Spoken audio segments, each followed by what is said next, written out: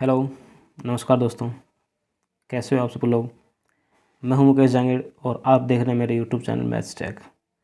दोस्तों, आज हम बात करने वाले हैं 10th क्लास का एक टॉपिक जो आपका 7th टॉपिक है सीबीएसई का, जिसको हम बोलते हैं निर्देशांक ज्यामिति या कोऑर्डिनेट ज्योमेट्री।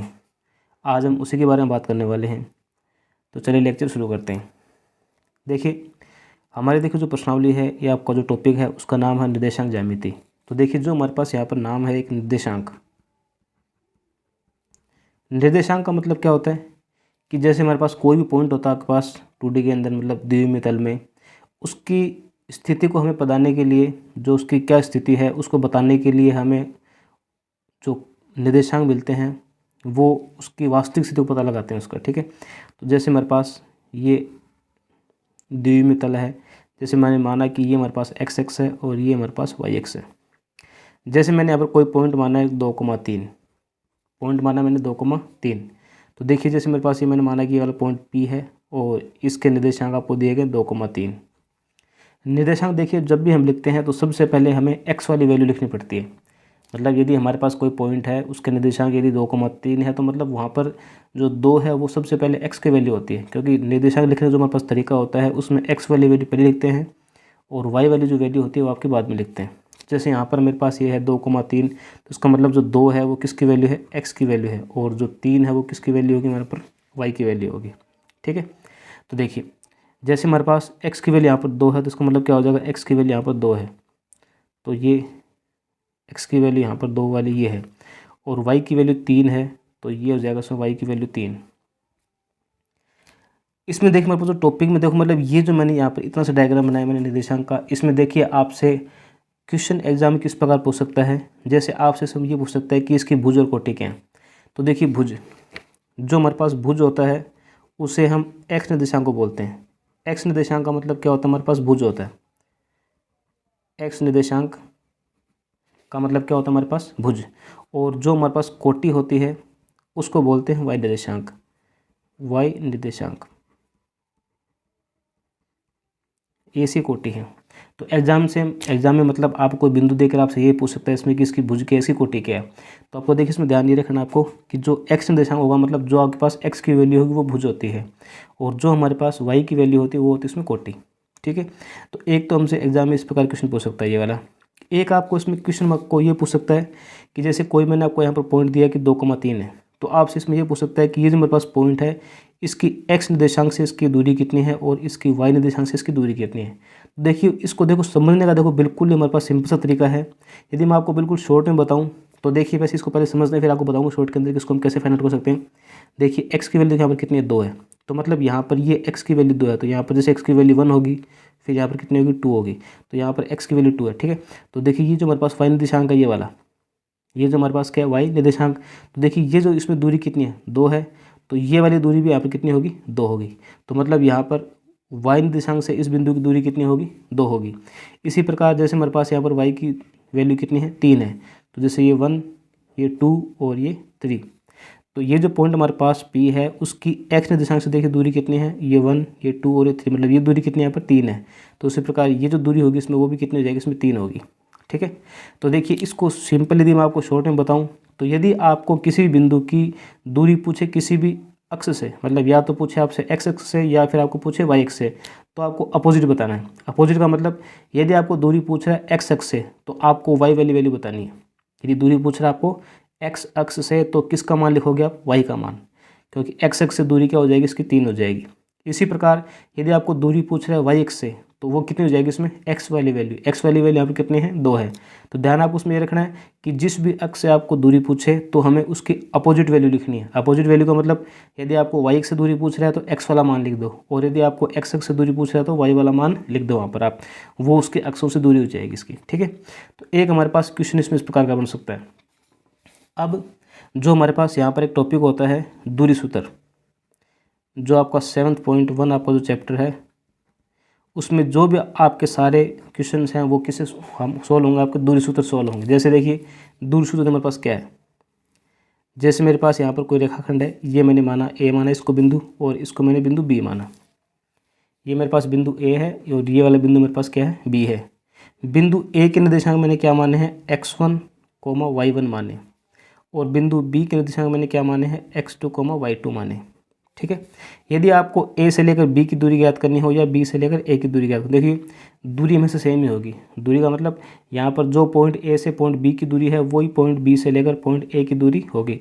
तो यहाँ पर देखिए जो मेरे पास दूरी है, जैसे मैं ए से लेकर बी की दूरी लिख रहा हूँ, तो उसका हमारे पास फॉर्मूला क्या होता है, रूट के अंदर x2 माइनस x1 का whole square plus y2 minus y1 का होल स्क्वायर। ये हमारे पास होता है दूरी सूत्र। मतलब किन्हीं भी दो पॉइंट के बीच की यदि आपको दूरी फाइंड आउट करनी है तो उसके लिए आपको ये वाला फॉर्मूला काम में लेना पड़ेगा इसमें। ठीक है। जैसे देखिए यहाँ पर हम एग्जांपल करते हैं एक, जैसे मैंने यहाँ पर एग्जांपल लिया एक कि ये जो मेरे पास है पॉइंट ए, ये पॉइंट ए है और ये मेरे पास पॉइंट बी है। तो जैसे इसकी यहाँ पर दूरी है, मतलब ये पॉइंट इसका है 2,3 और ये मैंने यहाँ पर ले लिया 5,7। ठीक है। तो देखिए ए से लेकर बी की आपको दूरी फाइंड आउट करनी है, बी से लेकर ए की। देखिए दूरी दोनों में सेम ही होगी, मतलब चाहे आप ए से बी की दूरी फाइंड आउट कर लो, चाहे बी से लेकर ए की दूरी फाइंड आउट कर लो, वो दोनों में क्या होगी, इक्वल ही होगी। तो जैसे यहाँ पर मैं ए बी दूरी फाइंड आउट कर रहा हूँ, रूट के अंदर देखिए ये हमारे पास देखिए फॉर्मूला है x2 माइनस x1 का whole square plus y2 minus y1 का होल स्क्वायर। ठीक है। तो देखिए इसमें इसकी देखो वैल्यू पुट करता हूँ मैं यहाँ पर, ये देखिए मेरे पास पहले देखो इसमें आ रहा है ए। दूरी देखो जब भी आप ज्ञात करते हो तो देखिए ए से लेकर बी की वैल्यू हम फाइंड आउट कर ले, मतलब ए से लेकर बी तक की दूरी। तो जो हमारे पास पॉइंट ए आ रहा है वो हो जाएगा x1 y1, बाद में पॉइंट बी आ रहा है तो उसकी वैल्यू हो जाएगी x2, y2। ठीक है। यदि आप बी से लेकर ए की दूरी फाइंड आउट करते हैं तो बी वाली वैल्यू इसमें क्या हो जाती है x1 y1 और ए वाली क्या हो जाती है इसमें x2 y2 हो जाती है। ठीक है। तो अब हम ए बी फाइंड आउट करने हैं, तो x2 की वैल्यू यहाँ पर कितनी होगी 5, तो ये हो जाएगा इसमें 5 माइनस x1 की वैल्यू यहाँ पर कितनी है 2 है, तो ये हो जाएगा 2 का होल स्क्वायर प्लस y2 की वैल्यू यहाँ पर कितनी है 7 है, माइनस y1 की वैल्यू यहाँ पर कितनी देखिए 3, तो ये हो जाएगा इसमें इसका square.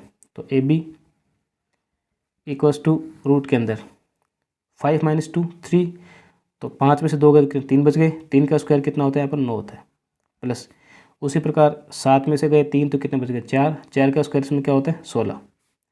A B equals to 16 और 9 कितने 25, तो 25 का रूट इसमें कितना होता है 5। मतलब जो हमारे पास दूरी है ए से लेकर बी तक की वो इसमें कितनी हो जाएगी 5 इकाई है, इसको आप बोल सकते हो 5 यूनिट। ठीक है।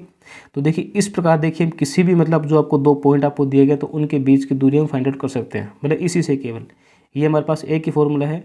7.1 आपका जो चैप्टर है, मतलब 7.1 जो प्रश्नावली आपकी है 7वें चैप्टर में निर्देशांक ज्यामिति में, उसके अंदर सारे जो हमारे पास क्वेश्चन है वो आपके केवल इसी फॉर्मूले पर बेस्ड है, मतलब इसी फॉर्मूले से हम उन क्वेश्चनों को करेंगे। मतलब दूरी फाइंड आउट करनी है आपको। अब देखिए इसमें देखिए हमारे पास एक तो आपका इस प्रकार क्वेश्चन बनता है आपको, जैसे आपको कोई भी आपको दो बिंदु दे दिए और आपसे पूछेगा कि इनके बीच की दूरी फाइंड आउट करनी है आपको। ठीक है। या फिर आपसे जो क्वेश्चन आपका एक क्या बन सकता है कि जैसे आपको कोई भी 3 पॉइंट आपको दे देगा, जैसे मैंने आपको कोई भी 3 पॉइंट दे दिए तो आपको पता है कि 3 पॉइंट आपको देगा तो उसका मतलब क्या होगा, उससे क्या बन सकता है हमारे पास त्रिभुज बन सकता है। देखिए जैसे ये मेरे पास एक त्रिभुज है, इसको मैंने ए नाम दिया, इसको मैंने बी नाम दिया और इसको मैंने सी नाम दिया। जो पॉइंट ए है उसके निर्देशांक मैंने क्या माने हैं x1, y1 माने। उसी प्रकार पॉइंट बी है उसके मैंने क्या माने x2, y2 माने। उसी प्रकार पॉइंट सी के मैंने क्या माने x3, y3 माने। अब देखिए जब भी आपको 3 निर्देशांक मतलब 3 आपको कोऑर्डिनेट आपको देगा, 3 बिंदु आपको दे दिए तो आपसे पूछेगा कि उनसे बनने वाले त्रिभुज की प्रकृति बताइए, मतलब जो त्रिभुज हमारे पास उनसे बनेगा वो किस प्रकार का होगा।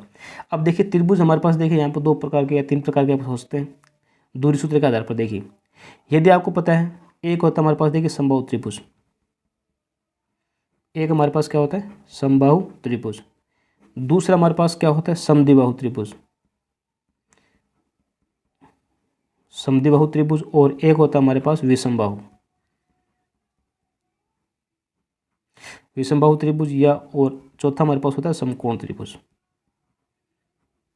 देखिए सभी के सभी देखिए सूत्र हम मतलब जो हमारे पास त्रिभुज हैं उनकी हम प्रकृति इसी सूत्र से ज्ञात करेंगे, दूरी सूत्र से। तो देखिए समबाहु त्रिभुज है क्या होता है हमारे पास वह त्रिभुज जिसकी तीनों भुजाएं कैसी हो बराबर हो। मतलब यदि ये एक समबाहु त्रिभुज है तो देखिए इसमें क्या होगा, सबसे पहले देखा जो काम हम वो क्या करेंगे, हमारे पास देखिए यहाँ पर 3 भुजाएं हैं। एक तो हमारे पास भुजा कौन सी है ए बी है, एक कौन सी है बी सी, और एक हमारे पास कौन सी है यहाँ पर ए सी भुजा है। ठीक है। तो सबसे पहले हम इस दूरी सूत्र की सहायता से ये पहले ए बी वाली वैल्यू ज्ञात करेंगे, मतलब दूरी इसमें ए बी ज्ञात कर लेंगे, भुजा ए बी। तो यहाँ पर हम भुजा ए बी ज्ञात करेंगे। उसके बाद में फिर भुजा हम BC ज्ञात करेंगे, तो फिर उसके बाद हम भुजा BC ज्ञात कर लेंगे और फिर हमें भुजा ज्ञात करनी पड़ेगी AC।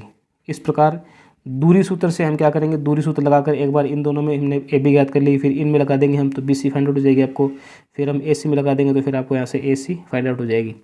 अब आपको पता है कि संभव त्रिभुज में तीनों भुजाएं कैसे होती हैं, बराबर होती हैं। यदि जो आपने तीनों भुजाएं निकाली हैं यदि उनकी दूरी कैसी आ रही हो, बराबर आ रही हो, उनकी वैल्यू कैसी आ रही हो, बराबर, तो इसका मतलब जो हमारे पास त्रिभुज होगा वो किस प्रकार का त्रिभुज होगा, समबाहु त्रिभुज होगा। मतलब जो बनने वाला त्रिभुज होगा वो कैसा होगा, समबाहु त्रिभुज होगा। आगे देखिए जब हम एग्जाम्पल करेंगे तब आपको समझ में आएगा इसमें कि त्रिभुज हमारे पास किस प्रकार का कैसे बनता है। ठीक है, तो देखिए फिलहाल मैं यहाँ पर आपको ये बता रहा हूँ कि जब हमारे पास तीन भुजाएं बराबर हो जाए तो त्रिभुज कैसे हो जाएगा, हमारे पास समबाहु त्रिभुज हो जाएगा।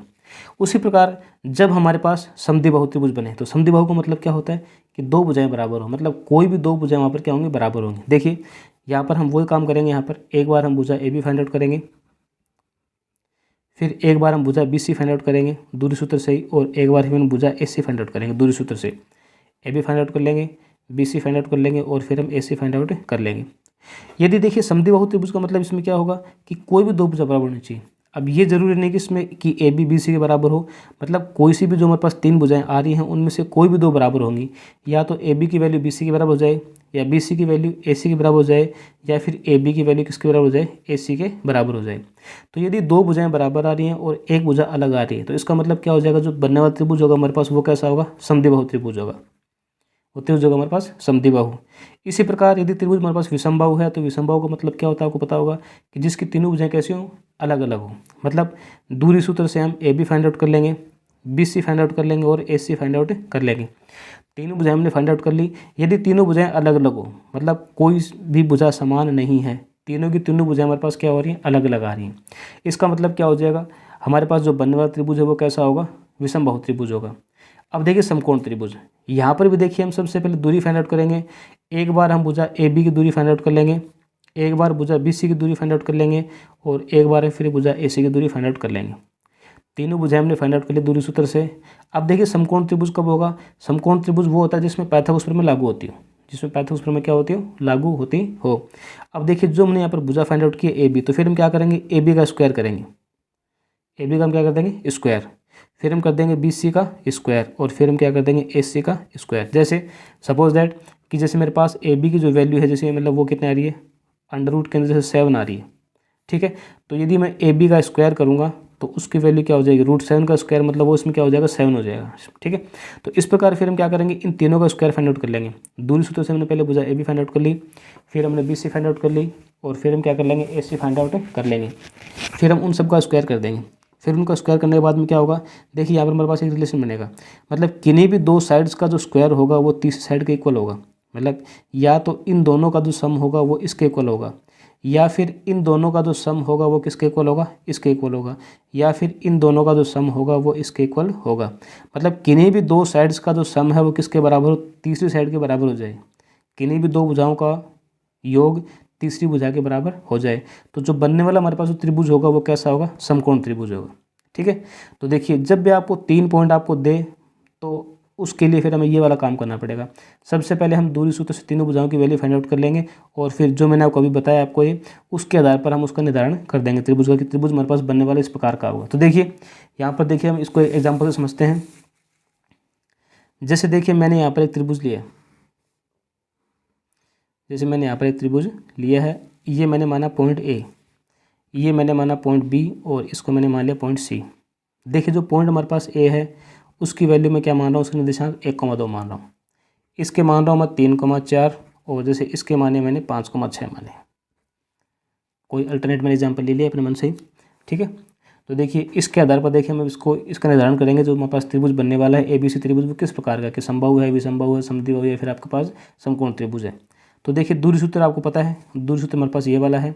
अब यहाँ से देखिए सबसे पहले हम क्या करेंगे, AB की वैल्यू फाइंड आउट करते हैं, दूरी AB की वैल्यू फाइंड आउट करते हैं, भुजा AB की वैल्यू। तो देखिए AB फाइंड आउट कर रहे हैं तो A वाली वैल्यू क्या हो जाएगी इसमें, x1, y1 और B वाली वैल्यू इसमें क्या हो जाएगी हमारे पास, x2, y2 हो जाएंगे इसमें। ठीक है, तो देखिए इसमें ये दूरी फाइंड आउट करते हैं इसकी। तो देखिए यहाँ पर हमारे पास देखिए जो पॉइंट है ये वाला B वाली वैल्यू इसमें क्या है, x2, y2। तो देखिए यहाँ पर वैल्यू फाइंड आउट करते हैं इसमें, तो x2 की देखिए वैल्यू इसमें कितने 3 है, माइनस x1 की वैल्यू इसमें कितनी है, 1 और इसका होल स्क्वायर प्लस y2 की वैल्यू यहाँ पर कितनी है, 4 है, तो ये हो जाएगा 4 माइनस 2 का होल स्क्वायर, तो ये हो जाएगा इसमें 4 माइनस 2 का होल स्क्वायर। ए बी बराबर रूट के अंदर 3 माइनस 1 2, 2 का स्क्वायर कितना हो गया इसमें 4 प्लस 4 माइनस 2, 2 का स्क्वायर इसमें कितना हो गया 4।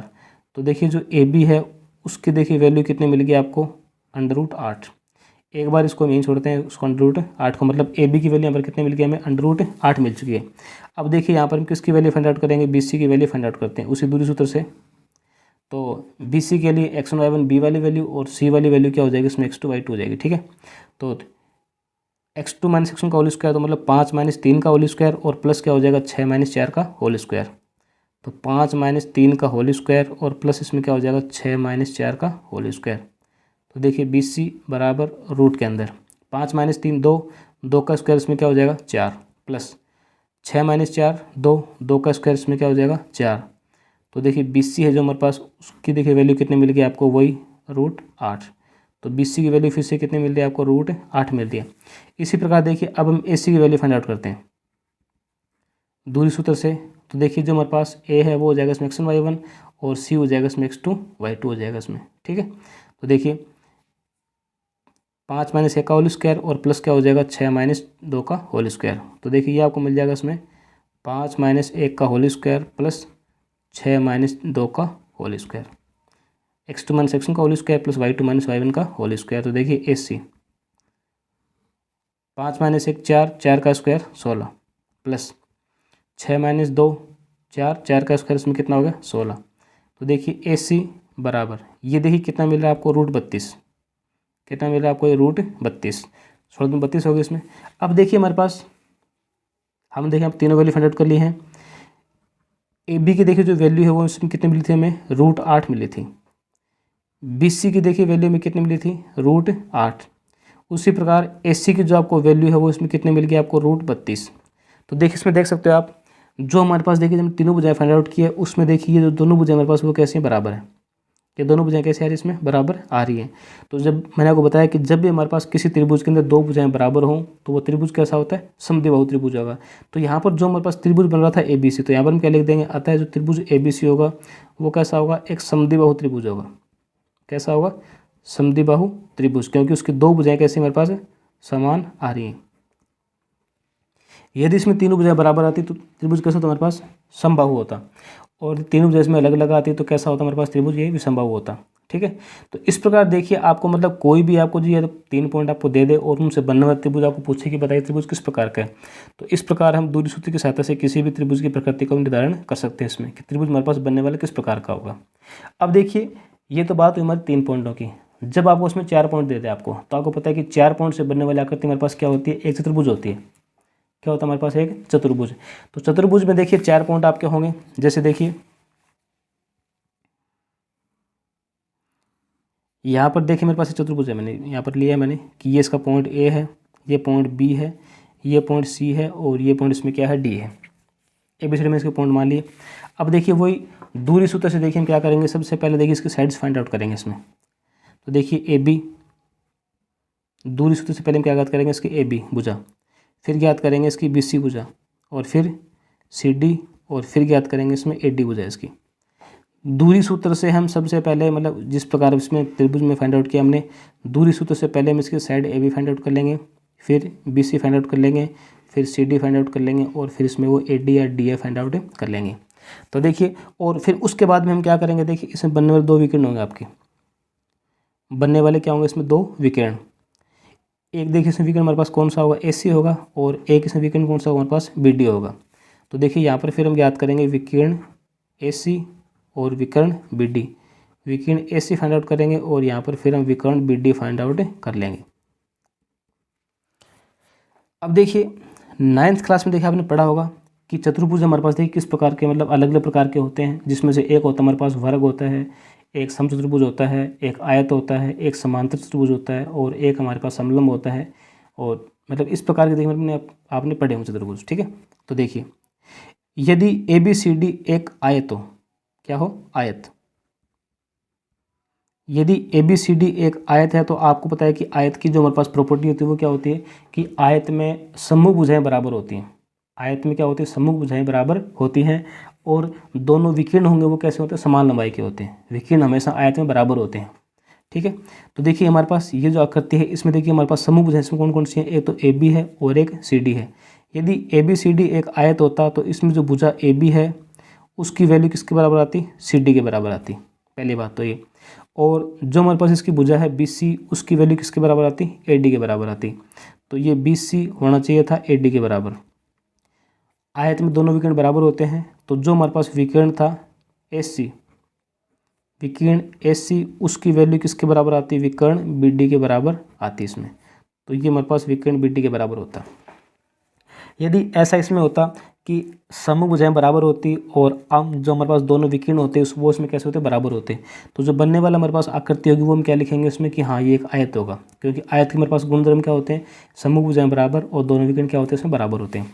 अब देखिए यदि सम्मुख भुजाएं बराबर हो जाएं, सम्मुख भुजाएं क्या हो जाए हमारे पास बराबर हो जाएं, लेकिन जो हमारे पास दोनों विकीर्ण हैं वो कैसे हों, अलग अलग हो, मतलब इनकी हमारे पास जो दूरियाँ हैं वो दोनों समान नहीं आ रही हों। जैसे हमने यहाँ पर भुजाएं फाइंड आउट की, AB की जो वैल्यू है वो किसके बराबर आ रही है, CD के बराबर आ रही है।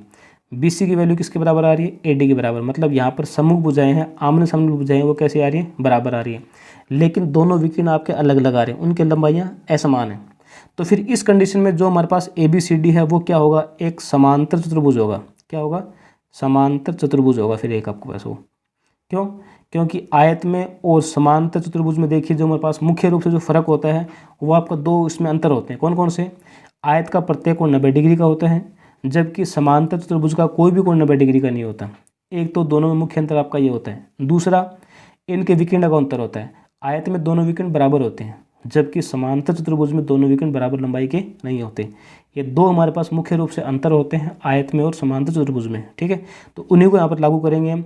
तो भुजाएं तो दोनों बराबर होंगी आमने सामने वाली, लेकिन यहाँ पर यदि विकर्ण बराबर हो जाए तो वो हो जाएगा हमारे पास एक आयत, और जब विकर्ण बराबर नहीं होंगे तो वो फिर हमारे जो हमारे पास समांतर चतुर्भुज। अब देखिए एक वर्ग होगा, ABCD क्या होगा, एक वर्ग। तो वर्ग कब होगा, अब आपको पता है कि वर्ग का मतलब क्या होता है कि जिसकी चारों भुजाएं कैसी हो, बराबर हो। तो यहाँ पर जो हमारे पास भुजा AB है, फिर हम भुजा यहाँ पर BC फाइंड आउट करेंगे, फिर यहाँ पर हम CD फाइंड आउट करेंगे, और फिर हम यहाँ पर AD फाइंड आउट करेंगे। भुजा हमने AB फाइंड आउट कर ली, फिर BC फाइंड आउट कर ली, फिर CD फाइंड आउट कर ली, और फिर हमने AD फाइंड आउट कर ली। दूरी सूत्र की सहायता से हम इसकी चारों भुजाएं ज्ञात कर लेंगे। यदि चारों भुजाएं बराबर आ रही हैं, चारों भुजाओं की लंबाई कैसी आ रही है हमारे पास, बराबर आ रही है, तो चारों भुजाएं बराबर हों तो देखिए चारों भुजाएं बराबर आपकी वर्ग में भी होती हैं और समचतुर्भुज में भी होती हैं। समचतुर्भुज की चारों भुजाएं बराबर होती हैं और वर्ग की भी चारों भुजाएं बराबर ही होती हैं। लेकिन इन दोनों में देखो जो अंतर है वो क्या है, जो अंतर इन दोनों में था वो का वो ही सेम अंतर आपका समचतुर्भुज में और हमारे पास वर्ग में होता है। समचतुर्भुज, समचतुर्भुज देखिए आयत में और समांतर चतुर्भुज में अंतर क्या था, आयत का प्रत्येक कोण 90 डिग्री का, समांतर चतुर्भुज का कोई भी कोण 90 डिग्री का नहीं होता है। उसी प्रकार इसमें भी अंतर क्या हुआ, वर्ग का प्रत्येक कोण 90 डिग्री का होगा, लेकिन समचतुर्भुज का कोई भी कोण 90 डिग्री का नहीं होता है। यदि यहाँ पर दोनों के विकर्णों की बात करें तो आयत के दोनों विकर्ण कैसे होते हैं, समान लंबाई के होते हैं, जबकि समांतर चतुर्भुज का कोई भी मतलब दोनों विकर्ण क्या होंगे आपके समान लंबाई के नहीं होंगे। वर्ग में और इसमें देखिए वो भी अंतर आपका है, वर्ग के दोनों विकर्ण कैसे होंगे, बराबर होंगे। फिर हम क्या करेंगे, इसमें जो चारों भुजाएं हमारे पास बराबर आ गई तो फिर हम यहाँ पर क्या करेंगे, विकर्ण AC और विकर्ण BD की लंबाई ज्ञात करेंगे। विकर्ण AC और विकर्ण BD की लंबाई यहाँ पर हम ज्ञात कर लेंगे दूरी सूत्र से। ठीक है, यदि विकर्ण AC की वैल्यू विकर्ण BD के बराबर आ रही है और चारों भुजाएं बराबर आ रही है तो मतलब जो बनने वाली आकृति की हमारे पास ABCD वो क्या होगी, एक वर्ग होगी। यदि दोनों विकिरणों की लंबाई बराबर नहीं आ रही, मतलब जो विकिरण हमारे पास AC है उसकी वैल्यू विकिरण BD के बराबर नहीं आ रही, तो फिर जो बनने वाली आकृति हमारे पास वो क्या होगी, एक समचतुर्भुज होगी। ठीक है, तो इस प्रकार देखिए हम चतुर्भुजों का उसमें निर्धारण करेंगे। चारों भुजाएं निकालनी पड़ेंगी आपको इसमें अलग अलग दूरी सूत्र की सहायता से, और फिर हम इसके दोनों विकर्ण फाइंड आउट करेंगे। ये सब करने के बाद में जो मैंने आपको बताया अभी, उसके आधार पर हम क्या करेंगे, जो बनने वाला आपके पास चतुर्भुज होगा उसका हम निर्धारण करेंगे कि हाँ ये चतुर्भुज हमारे पास इस प्रकार का होगा।